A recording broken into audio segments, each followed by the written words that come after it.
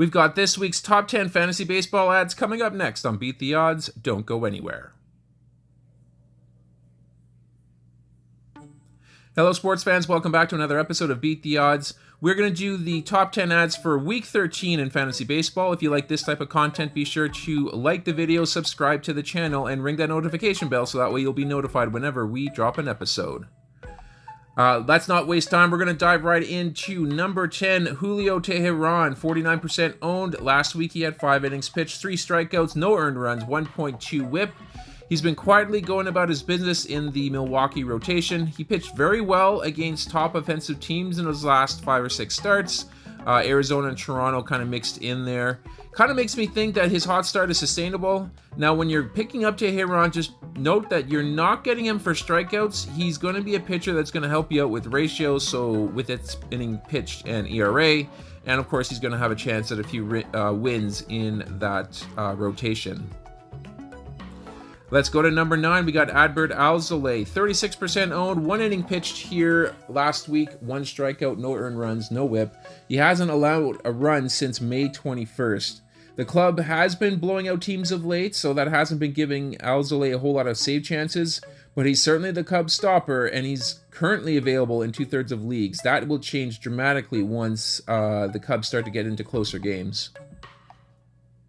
Let's go to number 8. We got Lamonte Wade Jr., 40% owned, batting first in the San Francisco lineup. Last week he had 3 runs scored, 2 runs batted in, .333 average.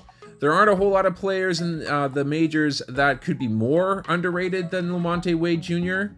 He's an on-base machine thanks to an elite walk rate, and he gives the San Francisco team opportunity to cash him in, which will end up being more runs here for your squad if you pick him up. He's going to pop a few over the fence as well, and he'll swipe a couple bags there for you too. Let's go to number 7. We got Brendan Donovan, 57% owned here, batting first in the St. Louis lineup. 3 runs scored last week, 1 homer, 4 runs batted in, .421 average.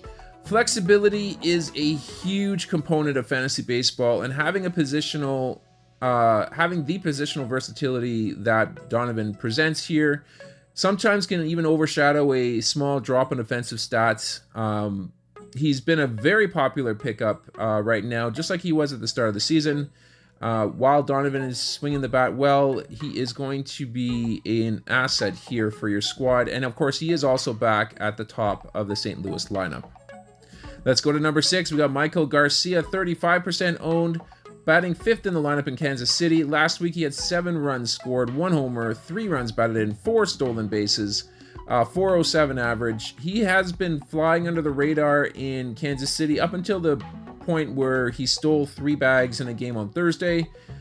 He had a brief start at the top of the lineup, but he has settled in the 5-hole. He kind of profiles as a 10-homer, 30 stolen base bat, and he can be a very valuable asset if he can keep his batting average above .280.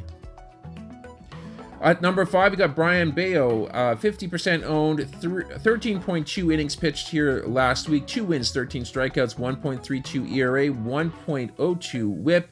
He's recently added a cutter in his last start, which resulted in a 3-1 win against the suddenly powerful Chicago White Sox squad. He's posted quality starts in 5 of his last 6 games, so that's kind of showing a level of consistency that pleases, of course, the Boston faithful and can be a real asset for fantasy managers as well. To number 4, we go Geraldo Perdomo, 46% owned, batting first in the lineup in Arizona. 5 runs scored here last week, 1 run batted in, 2 stolen bases, .310 average.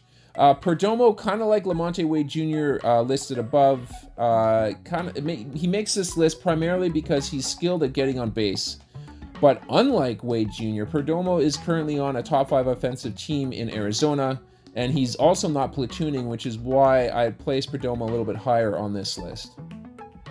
Let's go to number 3. We got Jake Fraley, 56% owned, batting 5th in the lineup in Cincinnati. Last week, he had 6 runs scored, 4 homers, 9 runs batted in, 1 stolen base, .368 average. Over the last 7 days, the only person that's actually ranked higher than Jake Fraley in the Yahoo Fantasy Baseball game is his teammate, Ellie De La Cruz. Although Fraley hasn't regained his leadoff spot Currently, he's hitting behind the aforementioned Ellie, so that should present a plethora of run batted in opportunities here for Jake Fraley. Let's go over to number 2. We have Eddie Rosario, 59% owned, batting 7th in the lineup in Atlanta. 5 runs scored here last week, 2 homers, 6 runs batted in, 533 average.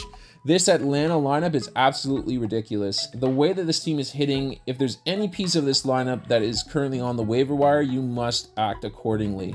He's currently batting 7th in this lineup, of course, and that's unlikely to change, but batting 7th in this lineup is basically like batting cleanup on a league average baseball team. Last but not least, we have at number 1, Henry Davis, 45% owned, batting 5th in the lineup in Pittsburgh. 2 runs scored, 1 homer, 1 run batted in, 1 stolen base, 250 average.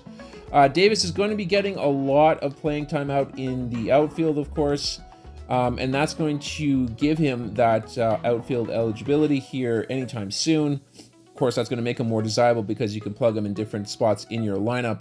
I would expect more stolen bases out of Davis. That one is not a fluke. He does have some serious speed, and his ceiling seems kind of similar to that of JT Realmuto, at least a younger version of him. And that's going to do it here for this episode. I hope you guys enjoyed it here. If you did, please like the video, subscribe to the channel, and ring that notification bell. We are going to sign off for now, but we're going to catch you guys on our next episode.